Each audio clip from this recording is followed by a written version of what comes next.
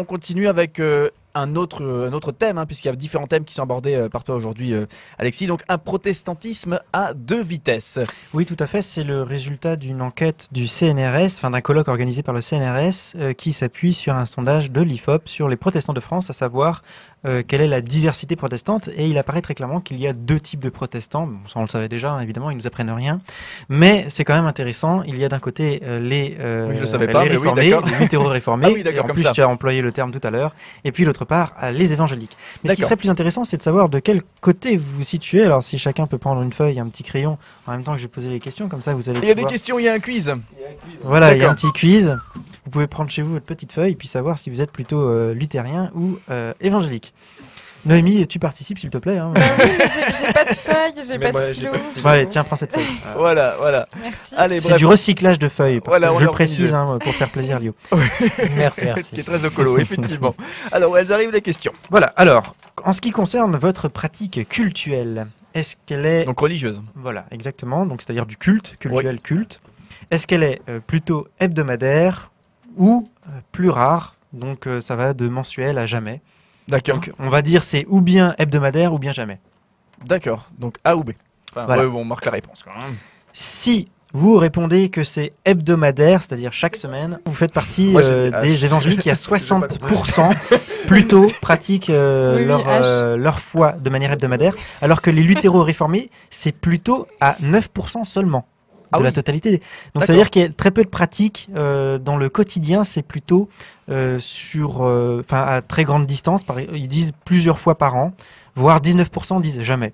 Alors Enfin, c'est que la jamais ne concerne que 5% C'est des la évangéliques. pratique cultuelle, donc c'est le Oui, fait oui. d'aller au culte, c'est pas forcément Ou dans chez ton toi. quotidien. Ou chez toi. Cultuel, ça veut dire culte. D'accord. D'accord. Ok, oui, c'était juste pour préciser dans quel. D'accord. Une Ouais, deuxième alors ils question, avaient du qu'à coup. donner une définition. Moi Oui. je le lis tel que c'est écrit. Culte, Bah, c'est bon. c'est un culte, voilà. Alors, la lecture de la Bible à domicile, là c'est précisé, à domicile. À D'accord. domicile, est-ce que c'est au moins une fois par semaine ou alors, disons, jamais? Entre plus rarement ou jamais. Mhm.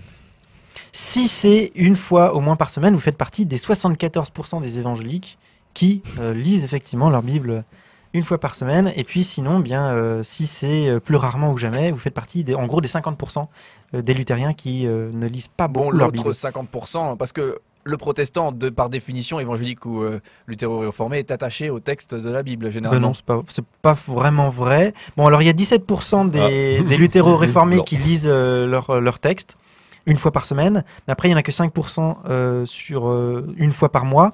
Donc tout le reste, ça veut dire, en gros, on va dire, tiens, il n'y a pas quelqu'un qui est format qui va me dire combien ça fait 10 plus 17 plus 24 plus 27 d'un coup? D'accord, ça fait beaucoup. Oui. Ça fait beaucoup. Ça Bah, fait, tout ça trois tiers- lit ça fait moins trois d'une quarts. fois par an. Les trois quarts. 60, D'accord. 75. 3 quarts, moins d'une fois par an. Moins d'une fois par mois, je veux dire. Par mois, d'accord. Voilà. Voilà, et donc la fréquence de la prière maintenant, est-ce que vous priez beaucoup ou pas beaucoup?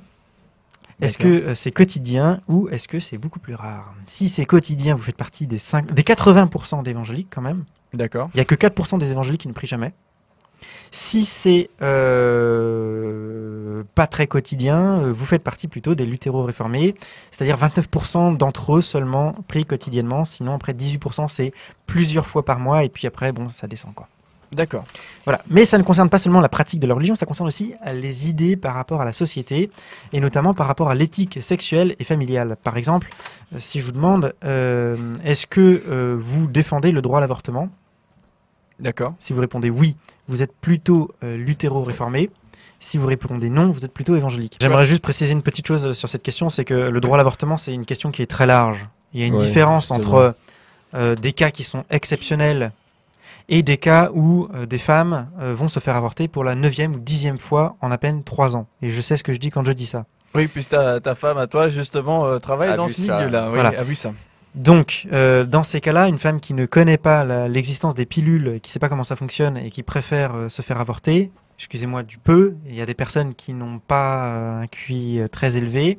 Dans ce cas, il faut s'interroger sur l'éducation et sur les potentialités intellectuelles de ces personnes-là plutôt que de laisser faire n'importe quoi sous prétexte qu'il faut absolument le droit à l'avortement. Et je tape aussi sur les associations féministes qui, dès qu'on touche un peu à l'avortement ou dès qu'on met un petit oh attention quand même, il y a des gens, bon ce serait plus simple quand même de prendre une contraception plutôt qu'avorter. Les féministes réagissent immédiatement, je suis désolé, faut quand même faire preuve un peu de raison, sinon vous décrédibilisez complètement votre cause. Oui, c'est vrai que des fois, enfin, on arrive à confondre l'avortement avec un moyen de contraception. Oui, là c'est C'est vraiment quand même Là, grave. c'est c'est extrêmement grave. Là, Surtout- c'est ouais, grave. pardon. Oui, je t'en prie. Alors, c'est que Surtout, ton il y a de goût. C'est que ton prof de bio n'a pas bien fait son boulot. Et moi, je peux te dire que je sais que dans mes classes, statistiquement, j'ai 1 ou 2 personnes qui ont fait une IVG. Statistiquement, c'est quasiment ça, quoi. Rappelle, Ah, elles ont Tu tu quel connais, âge t'as ces infos-là Non, mais ouais, je sais plus où je les avais chopés, ces trucs, ça faisait un moment, mais statistiquement, j'avais une fille qui avait fait un IVG dans chaque classe, en gros. Et Bon, tu- peut-être pas 6e, mais 4e, 3e, quoi. Oui, bon, mais là, Donc, disons, c'est un autre problème. Là, c'est l'éducation des enfants. Voilà. Mais c'est vrai que là, on parlait plutôt des personnes adultes, mais qui utilisent Qui l'IVG continuent à- comme voilà. moyen de contraception. Voilà. Et là, c'est vraiment pas raisonnable. Et je trouve, là, effectivement, on va dans une logique qui, dans tous les cas, peu importe où on se place par rapport à l'IVG, ben, ça devient pas raisonnable, comme tu le disais bien. Peu importe, croyant, non croyant, c'est pareil. Hein, D'autant voilà. plus que c'est traumatisant, quand même, ce truc-là. Bah oui, complètement. Là, on C'est pas un oublie, petit Il peut y avoir des pansement, quoi. séquelles médicales, Ah oui, effectivement. c'est clair, hein. Ouais, ouais. Bref, continuons, Alexis. Alors continuons. Alors si vous êtes oui ou non pour que les couples pacsés devraient être bénis par les églises. Si vous êtes contre, bien vous êtes plutôt évangélique. Si vous êtes plutôt pour, vous êtes plutôt luthéro-réformé. Et là, sur ces questions-là, vraiment, il y a vraiment une très nette différence entre les luthéro-réformés et les évangéliques d'autre part. Si d'autre part, vous pensez que les couples homosexuels devraient pouvoir être bénis par les églises, ce qui est différent des couples pacsés, hein, je le signale, juste. Hein, on ne sait pas parce qu'on est homosexuel qu'on est pacsé ou vice-versa. Je vous précisais juste. Précis Noémie pour- se réveille. C'est bien, écoute. Non mais je trouve que, enfin, je sais pas, cette question elle est un peu stupide parce que le Pâques c'est quelque chose de civil, de toute Oui, mais ça a façon. beaucoup été. Mais en fait, présenté, oui. il y a Non. aussi des églises Enfin, non, qui mais- confondent. Je crois qu'il y a des églises qui confondent, mais ça c'est une spécificité protestante aussi, c'est de la faute de Luther, qui a cru que le mariage était quelque chose de naturel. Alors que pour les chrétiens, enfin bon, je parle, hein, voilà, mais pour les catholiques aussi bien que pour les orthodoxes, c'est pas qu'une question de lien naturel, c'est aussi une question spirituelle. On vit dans un couple quelque chose de spirituel. Donc c'est quelque chose qui aussi est du ressort de l'Église. Donc au fond, on s'en fout que quelqu'un soit marié par la notion de mariage étatique ou paxé par la notion de pax étatique. Ouais, étatique, Peu donc importe. d'état, hein, de mariage Voilà. civil. Hein, ouais. Ce qui compte pour un chrétien normalement, c'est la bénédiction devant Dieu et le fait que c'est Dieu qui unit. Rappelons ce que dit Jésus. C'est Dieu qui unit. C'est pas l'État qui unit. Donc là-dessus, il y a une erreur de Luther. Heureusement, les luthériens n'ont pas suivi, ça c'est très bien. Mais beaucoup d'évangéliques, à mon avis, suivent cette erreur. Alors continuons. Dans certaines circonstances, chacun devrait pouvoir choisir le moment de sa mort. Est-ce que vous êtes pour ou est-ce que vous êtes contre? Et là encore, il y a vraiment une très grande différence entre les luthéro-réformés et les évangéliques. 62% des luthéro-réformés sont plutôt pour et 27% Pour l'euthanasie, seulement. hein, la mort douce. hein. Voilà, c'est ça. D'accord. Voilà, donc l'euthanasie, les protestants réformés sont plutôt pour, les évangéliques plutôt contre. Et par contre, pour l'éthique sociale, eh bien là, il y a à peu près un accord commun. On a à peu près autant qui disent qu'il faut que l'État donne plus de liberté aux entreprises. Un chômeur devrait être obligé d'accepter une 3e proposition d'emploi. Le principe de la taxe carbone est une bonne mesure pour sauvegarder la nature. On accueille mal les étrangers en France. Et puis enfin, là par contre, ils ne sont pas du tout d'accord, que ce soit d'un côté ou dans l'autre. Il y a trop d'immigrés en France. C'est-à-dire que les chrétiens, d'une manière globale, enfin les protestants, sont plutôt accueillants envers les immigrés. Voilà. Oui, contrairement à une idée reçue. Hein, Contrairement effectivement. à une idée reçue, effectivement. Oui, et ça, on peut le dire effectivement, puisque la culture chrétienne, principalement, il y a un mot central, hein, ça, c'est incroyable, mais on le sait pas, il y a un mot central dans le christianisme, et de là tout découle, c'est l'amour.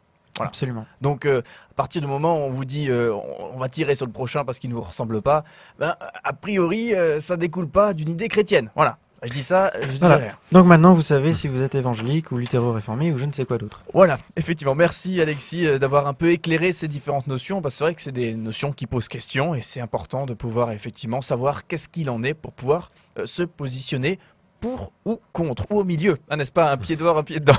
Allez, musique maestro. La certitude, elle devient étrangère.